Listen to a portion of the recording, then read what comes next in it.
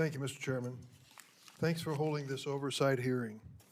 After months of excuses and delays from Secretary Noem, we finally gathered together. When I was chair, I restored this committee's longstanding tradition of regular oversight hearings with the Secretary of Homeland Security. Today's hearing is long overdue.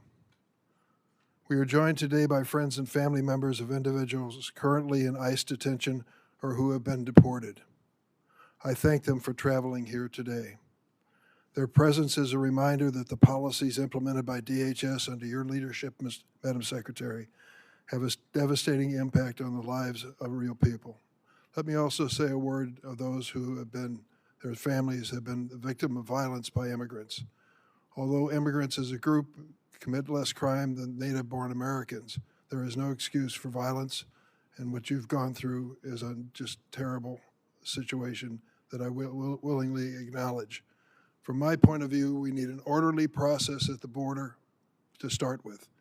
And secondly, we should never knowingly allow a dangerous person into this country.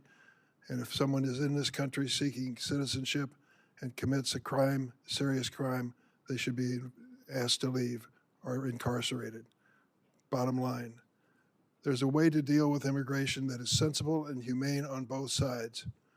More than a dozen years ago, two members of this committee, myself and another member, worked with a bipartisan group under Senator John McCain to write a comprehensive immigration law which dealt with many of the issues we've been working on since.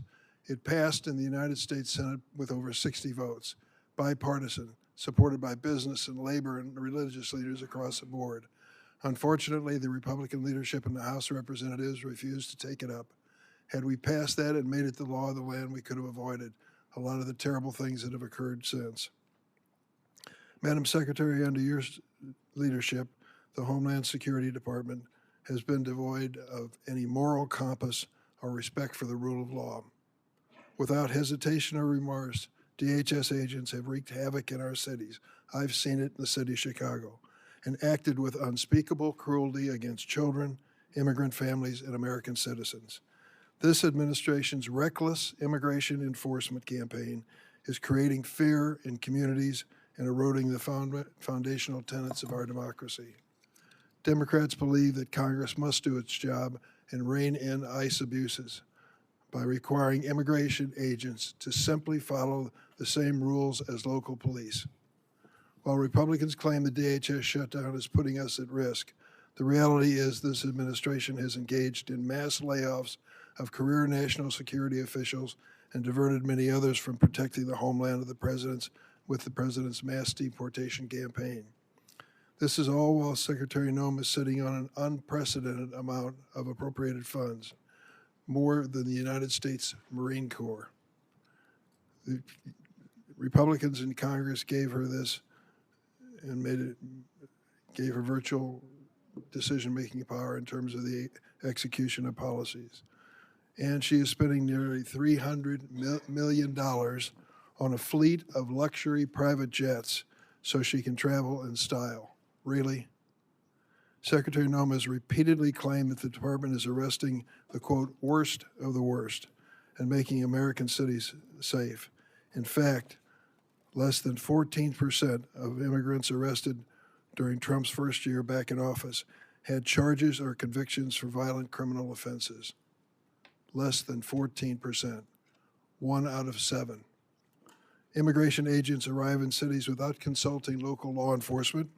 They roam the streets in paramilitary gear and arrest and detain people based on the color of their skin, their accents, and the language they speak, the infamous Kavanaugh stops.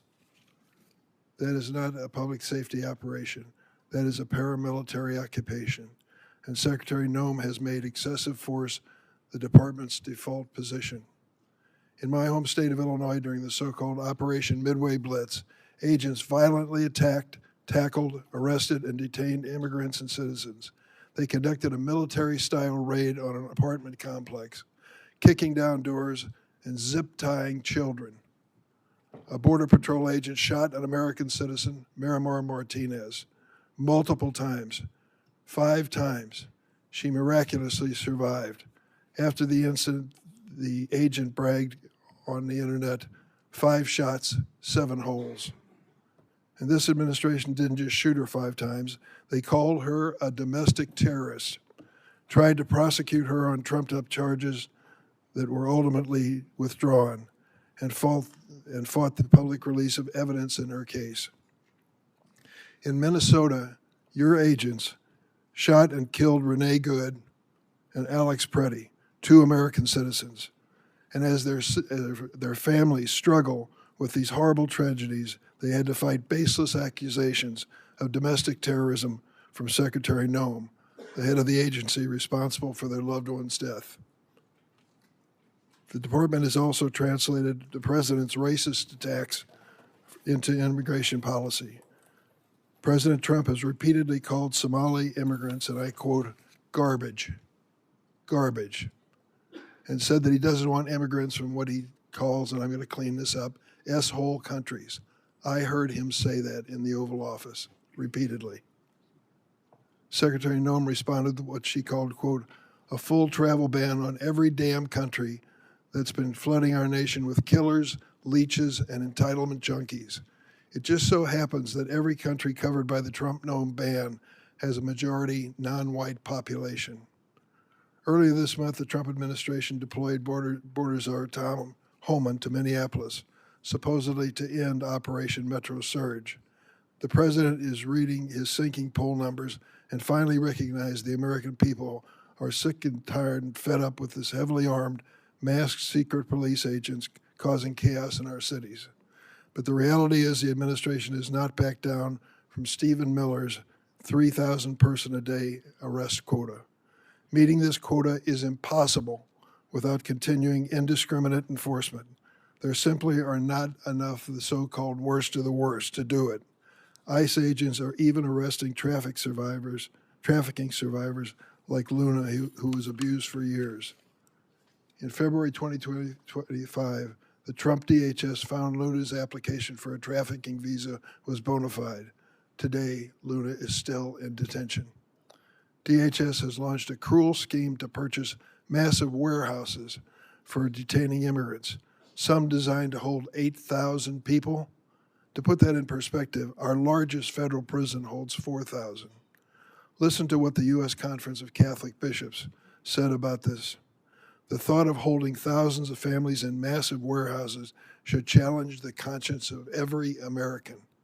Whatever their immigration status, these are human beings created in the image and likeness of God, and this is a moral inflection point for our country. Even with tens of billions of dollars at your disposal, the administration already cannot meet the basic needs of the 65,000 people currently in immigration detention. Detained individuals, including children and infants, are subject to abusive conditions and inadequate medical care. This includes Liam Ramos, the 5-year-old arrested with his father in Minnesota, who became ill in detention, and Amalia, an 18-month-old baby who became so sick with a respiratory illness she was hospitalized for 10 days, only to be returned to detention and denied medication. We have also seen an unprecedented number of deaths in ICE custody. 7 people died last December alone. 9 have died this year.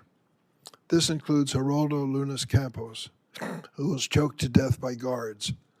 This avoidable tragedy was classified as a homicide by the county medical examiner. The Department of Homeland Security's response? Try and deport the witnesses as quickly as possible. Secretary Noem and her rogue immigration agents seem to believe they are above the law and accountable only to the president and Stephen Miller's evil vision of a hateful America.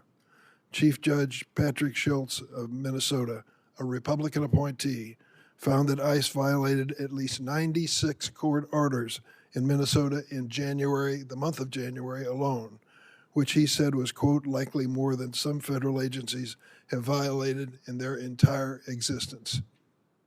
And hundreds of federal judges have ruled more than 4,440 times that ICE is detaining immigrants illegally. That is an extraordinary rebuke from the federal bench. It hasn't stopped there. This department has trampled on the Fourth Amendment, forcibly entering private homes and businesses without judicial warrant. The Trump administration has also punished individuals for exercising their rights to free speech and peaceful protest under the First Amendment. They revoked a student's visa for writing an op-ed in America. In America. They have subpoenaed social media companies for information on Americans who have criticized ICE. ICE agents have found the addresses of peaceful protesters and showed up their homes to intimidate them. Now the administration is even threatening to interfere with our elections. President Trump has suggested that the federal government should nationalize elections. Top Trump ally Steve Bannon recently said, "We're going to have ICE surround the polls. We'll never again allow an election to be stolen," end of quote. Secretary Noem went further, and this is what you said, and I quote, "Make sure that we have the right people voting, electing the right leaders to head this country." And the administration has threatened immigration enforcement surges if state officials do not turn over their voter rolls and raided an election office in one swing county. We must ask, what is President Trump's endgame for this reign of state-sponsored violence against America's own citizens? History teaches us that immigrants are the first target when an authoritarian regime seeks to erode civil rights and consolidate power. But immigrants are never the last target. And we know that Donald Trump does not respect the constitutional rights of any American, regardless of party. Secretary Noem, this is the first time we met. I've been on this committee for more than 2 decades. I worked with every one of your predecessors of both political parties. I tried to meet with you before and after your confirmation, but you refused every request. I want to be clear, and you should know this. No official on this side of the rostrum or the other is above the law. You have no right to deploy immigrant agents as a paramilitary force in American cities. You swore an oath to uphold the Constitution. You have an obligation to answer questions posed by the member of this committee so that meaningful accountability can begin for the terror we are witnessing in America every day.